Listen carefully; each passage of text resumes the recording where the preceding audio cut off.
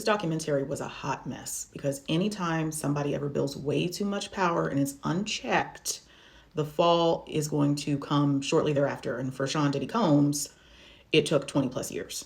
Unless you've been hiding under a rock and you haven't been on TikTok, this is a Netflix series about Sean Combs produced by 50 Cent, and it came out this past weekend. A lot of the details were just as disturbing as you've seen on the news over the past several months.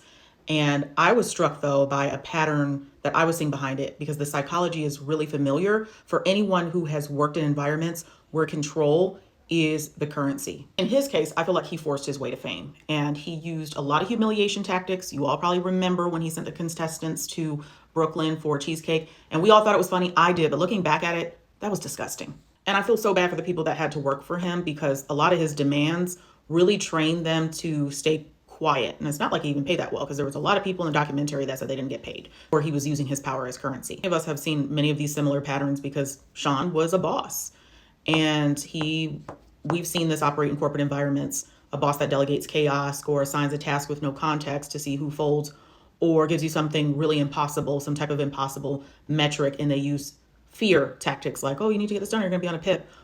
This is no different than what we see every day. I'm just isolating the parts about him from the corporate aspect. The other aspects I'm not even touching right now. The thing I can't get over is that he treated everybody around him like they had to earn his presence every day. And there's two types of power dynamics. There's light work and there's dark work.